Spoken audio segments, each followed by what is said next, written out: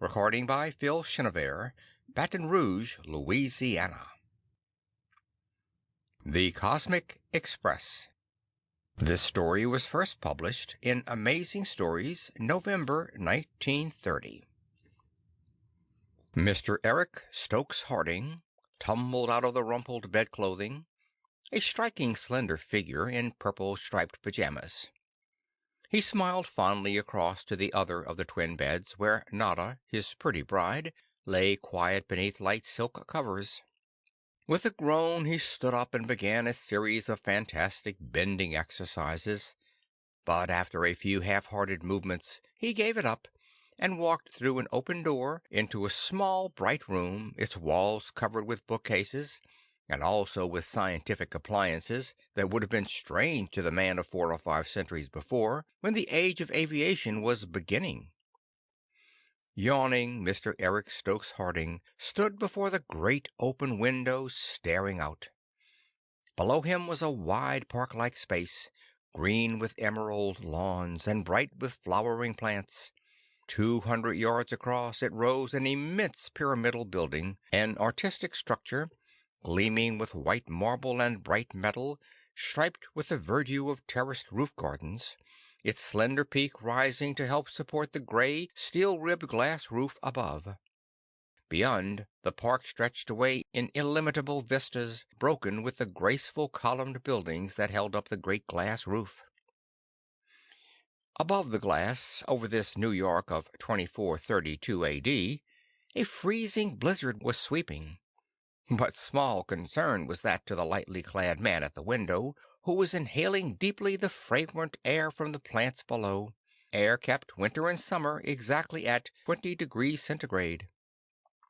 With another yawn, Mr. Eric Stokes Harding turned back to the room, which was bright with the rich golden light that poured in from the suspended globes of the cold atoll light that illuminated the snow-covered city. With a distasteful grimace he seated himself before a broad, paper-littered desk, sat a few minutes leaning back, with his hands clasped behind his head. At last he straightened reluctantly, slid a small typewriter out of its drawer and began pecking at it impatiently. For Mr. Eric Stokes Harding was an author. There was a whole shelf of his books on the wall, in bright jackets, red and blue and green, that brought a thrill of pleasure to the young novelist's heart when he looked up from his clattering machine.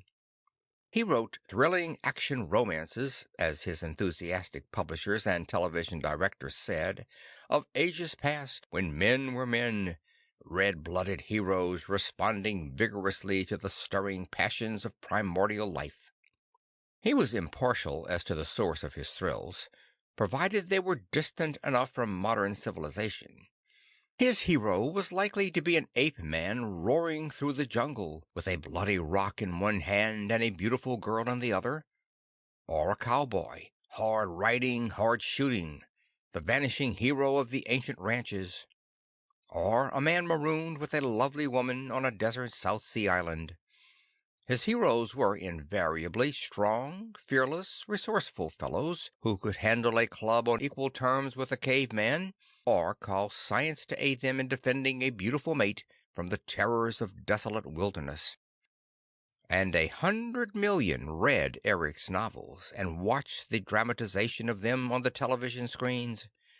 They thrilled at the simple, romantic lives his heroes led, paid him handsome royalties, and subconsciously shared his opinion that civilization had taken all the best from the life of man.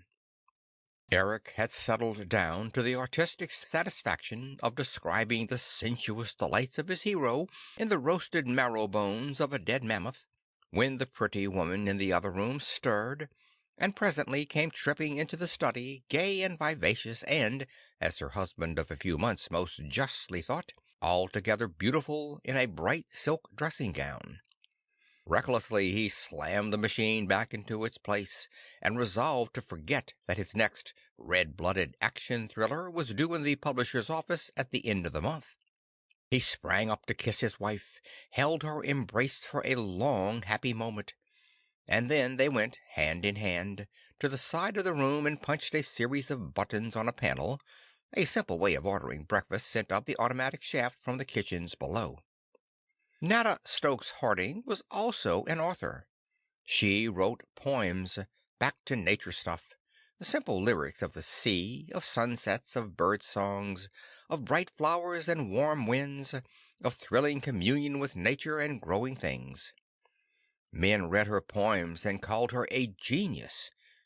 Even though the whole world had grown up into a city, the birds were extinct, there were no wildflowers, and no one had time to bother about sunsets. "Eric, darling," she said, "isn't it terrible to be cooped up here in this little flat away from the things we both love?" "Yes, dear. Civilization has ruined the world. If we could only have lived 1,000 years ago, when life was simple and natural, when men hunted and killed their meat instead of drinking synthetic stuff, when men still had the joys of conflict instead of living under glass like hothouse flowers. If we could only go somewhere. There isn't anywhere to go. I write about the West, Africa, South Sea Islands, but they were all filled up 200 years ago. Pleasure resorts, sanatoriums, cities, factories. If only we lived on Venus. I was listening to a lecture on the television last night. The speaker said that the planet Venus is younger than the Earth, that it has not cooled so much. It has a thick, cloudy atmosphere and low, rainy forests. There's simple elemental life there, like Earth had before civilization ruined it.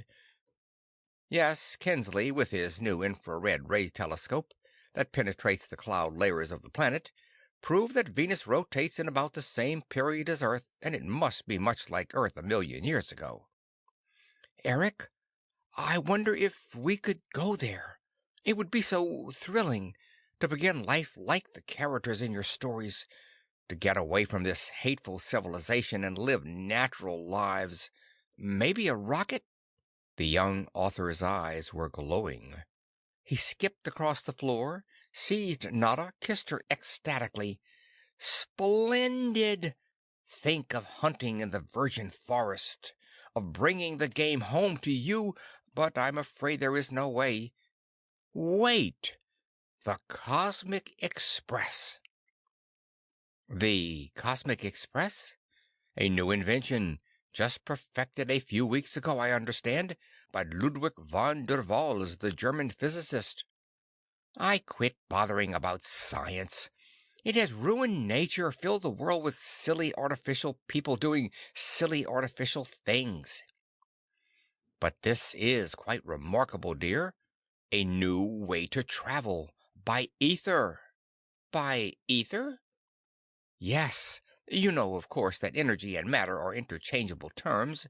Both are simply etheric vibration of different sorts." "Of course, that's elementary," she smiled proudly.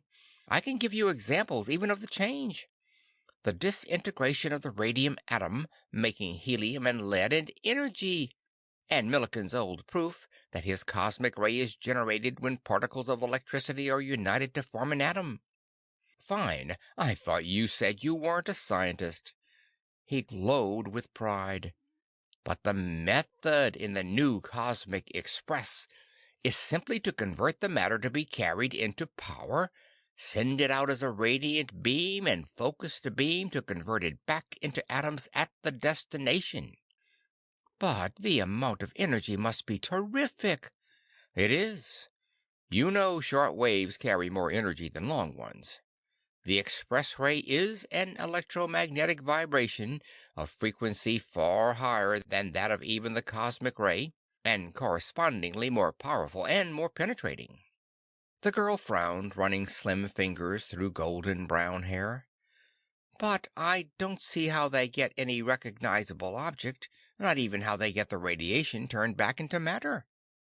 "The beam is focused, just like the light that passes through a camera lens. The photographic lens, using light rays, picks up a picture and reproduces it again on the plate, just the same as the express ray picks up an object and sets it down on the other side of the world. An analogy from television might help. You know that by means of the scanning disk, the picture is transformed into mere rapid fluctuations in the brightness of a beam of light.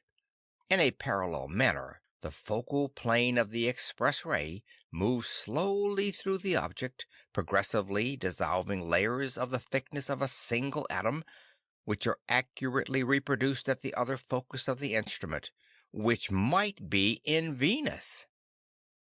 But the analogy of the lens is the better of the two, for no receiving instrument is required, as in television. The object is built up of an infinite series of plane layers at the focus of the ray, no matter where that might be. Such a thing would be impossible with radio apparatus, because even with the best beam transmission, all but a tiny fraction of the power is lost, and power is required to rebuild the atoms. Do you understand, dear? Not altogether. But I should worry. Here comes breakfast. Let me butter your toast. A bell had rung at the shaft. She ran to it and returned with a great silver tray, laden with dainty dishes, which she set on a little side table. They sat down opposite each other and ate, getting as much satisfaction from contemplation of each other's faces as from the excellent food. When they had finished, she carried the tray to the shaft, slid it in a slot, and touched a button, thus disposing of the culinary cares of the morning. She ran back to Eric, who was once more staring distastefully at his typewriter. "Oh, darling, I'm thrilled to death about the Cosmic Express. If we could go to Venus, to a new life on a new world, and get away from all this hateful conventional society." "We can go to their office. It's only 5 minutes. The chap that operates the machine for the company is a pal of mine. He's not supposed to take passengers except between the offices they have scattered around the world, but I know his weak point." Eric laughed, fumbled with a hidden spring under his desk. A small polished object, gleaming silvery, slid down into his hand. Old friendship plus this would make him like spinach. 5 minutes later, Mr. Eric Stokes Harding and his pretty wife were in street clothes, light silk tunics of loose flowing lines, little clothing being required in the artificially warmed city. They entered an elevator and dropped 30 stories to the ground floor of the great building. There they entered a cylindrical car with rows of seats down the sides. Not greatly different from an ancient subway car, except that it was airtight, and was hurled by magnetic attraction and repulsion through a tube exhausted of air, at a speed that would have made an old subway rider gasp with amazement. In 5 more minutes their car had whipped up to the base of another building in the business section, where there was no room for parks between the mighty structures that held the unbroken glass roofs 200 stories above the concrete pavement. An elevator brought them up 150 stories. Eric led Nada down a long carpeted corridor to a wide glass door which bore the words Cosmic Express stenciled in gold capitals across it. As they approached, a lean man carrying a black bag darted out of an elevator shaft opposite the door, ran across the corridor and entered. They pushed in after him. They were in a little room cut in two by a high brass grill. In front of it was a long bench along the wall that reminded one of the waiting room in an old railroad depot. In the grill was a little window with a lazy, brown-eyed youth leaning on the shelf behind it. Beyond him was a great glittering piece of mechanism, half hidden by the brass. A little door gave access to the machine from the space before the grill. The thin man in black, whom Eric now recognized as a prominent French heart specialist, was dancing before the window, waving his bag frantically, raving at the sleepy boy. "Quick! I have to tell you the truth. I have the most urgent necessity to go quickly. A patient I have in Paris that is in the most critical condition." "Hold your horses. Just a minute, mister. We got a client in the machine now. Russian diplomat from Moscow to Rio de Janeiro. $270.80, please. Your turn next. Remember, this is just an experimental service. Regular installations all over the world in a year. Ready now. Come on in." The youth took the money, pressed a button. The door sprang open in the grill, and the frantic physician leaped through it. Lie down on the crystal, face up, the young man ordered. Hands at your sides. Don't breathe. Ready? He manipulated his dials and switches and pressed another button. "Why, hello, Eric, old man," he cried. "That's the lady you were telling me about? Congratulations." A bell jangled before him on the panel. "Just a minute, I've got a call." He punched the board again. Little bulbs lit and glowed for a second. The youth turned toward the half-hidden machine, spoke courteously. "All right, madam, walk out. Hope you found the transit pleasant." "But my Violet, my precious Violet!" A shrill female voice came from the machine. "Sir, what have you done with my darling Violet?" "I'm sure I don't know, madam. You lost it off your hat?" "None of your impertinence, sir. I want my dog." "Ah, the dog. Must have jumped off the crystal. You can have him sent on for 300 and—" "Young man, if any harm comes to my Violet, I'll appeal to the Society for the Prevention of Cruelty to Animals."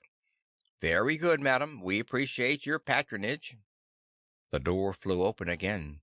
A very fat woman, puffing angrily, face highly colored, clothing shimmering with artificial gems, waddled pompously out of the door through which the frantic French doctor had so recently vanished. She rolled heavily across the room and out into the corridor. Shrill words floated back. "I'm going to see my lawyer, my precious Violet." The sallow youth winked. "And now, what can I do for you, Eric?" "We want to go to Venus, if that ray of yours can put us there." "To Venus? Impossible. My orders are to use the express merely between the 16 designated stations at New York, San Francisco, Tokyo, London, Paris. See here, Charlie." With a cautious glance toward the door, Eric held up the silver flask. "For old time's sake, and for this." The boy seemed dazed at sight of the bright flask. Then, with a single swift motion, he snatched it out of Eric's hand and bent to conceal it below his instrument panel. "Sure, old boy, I'll send you to heaven for that, if you'd give me the micrometer readings to set the ray with. But I tell you, this is dangerous. I've got a sort of television attachment for focusing the ray. I can turn that on Venus. I've been amusing myself watching the life there already. Terrible place. Savage. I can pick a place on high land to set you down, but I can't be responsible for what happens afterward. Simple, primitive life is what we're looking for. And now, what do I owe you?" "Oh, that's all right. Between friends, provided that stuff's genuine. Walk in and lie down on the crystal block, hands at your sides. Don't move." The little door had swung open again, and Eric led Notta through. They stepped into a little cell, completely surrounded with mirrors and vast prisms and lenses and electron tubes. In the center was a slab of transparent crystal, 8 feet square and 2 inches thick, with an intricate mass of machinery below it. Eric helped Notta to a place on the crystal, lay down at her side. "I think the express ray is focused just at the surface of the crystal from below," he said. "It dissolves our substance to be transmitted by the beam. It would look as if we were melting into the crystal." "Ready!" called the youth. "Think I've got it for you. Sort of a high island in the jungle. Nothing bad in sight now. But I say, how are you coming back? I haven't got time to watch you." "Go ahead. We aren't coming back." "Gee! What is it, elopement? I thought you were married already, or is it business difficulties? The bears did make an awful raid last night. But you better let me set you down in Hong Kong." A bell jangled. "So long," the youth called. Notta and Eric felt themselves enveloped in fire. Sheets of white flame seemed to lap up about them from the crystal block. Suddenly there was a sharp tingling sensation where they touched the polished surface. Then blackness, blankness. The next thing they knew, the fires were gone from about them. They were lying in something extremely soft and fluid, and warm rain was beating in their faces. Eric sat up, found himself in a mud puddle. Beside him was Nada, opening her eyes and struggling up, her bright garments stained with black mud. All about rose a thick jungle, dark and gloomy, and very wet. Palm-like, the gigantic trees were flinging clouds of feathery green foliage high against a somber sky of unbroken gloom. They stood up, triumphant. "At last!" Nada cried. "We're free! Free of that hateful old civilization! We're back to nature!" "Yes, we're on our feet now, not parasites on the machines. It's wonderful to have a fine, strong man like you to trust in, Eric. You're just like one of the heroes in your books." "You're the perfect companion, Nada. But now we must be practical. We must build a fire, find weapons, set up a shelter of some kind. I guess it will be night pretty soon, and Charlie said something about savage animals he had seen in the television. We'll find a nice dry cave and have a fire in front of the door, and skins of animals to sleep on, and pottery vessels to cook in, and you will find seeds and grow grain. But first we must find a flint bed. We need flints for tools, and to strike sparks to make a fire with. We will probably come across a chunk of virgin copper, too. It's found native." Presently they set off through the jungle. The mud seemed to be very abundant and of a most sticky consistency. They sank into it ankle deep at every step, and vast masses of it clung to their feet. A mile they struggled on, without finding where a provident nature had left them a single fragment of quartz, to say nothing of a mass of pure copper. "A darn shame," Eric grumbled, "to come 40 million miles and meet such a reception as this." Nada stopped. "Eric," she said, "I'm tired, and I don't believe there's any rock here anyway. You'll have to use wooden tools, sharpened in the fire." "Perhaps you're right. This soil seems to be of alluvian origin. Wouldn't be surprised if the native rock is some hundreds of feet underground. Your idea is better." "You can make a fire by rubbing sticks together, can't you?" "It can be done, I'm sure. I've never tried it myself. We need some dry sticks first." They resumed the weary march, with a good fraction of the new planet adhering to their feet. Rain was still falling from the dark heavens in a steady, warm downpour. Dry wood seemed scarce as the proverbial hen's teeth. "You didn't bring any matches, dear?" "Matches? Of course not. We're going back to nature." "I hope we get a fire pretty soon." "If dry wood were gold dust, we couldn't buy a hot dog." "Eric, that reminds me that I'm hungry." He confessed to a few pangs of his own. They turned their attention to looking for banana trees and coconut palms, but they did not seem to abound in the Venerian jungle. Even small animals that might have been slain with a broken branch had contrary ideas about the matter. At last, from sheer weariness, they stopped, and gathered branches to make a sloping shelter by a vast fallen tree trunk. "This will keep us out of the rain, maybe," Eric said hopefully, "and tomorrow, when it has quit raining, I'm sure we'll do better." They crept in as gloomy night fell without. They lay in each other's arms, the body warmth oddly comforting. Nada cried a little.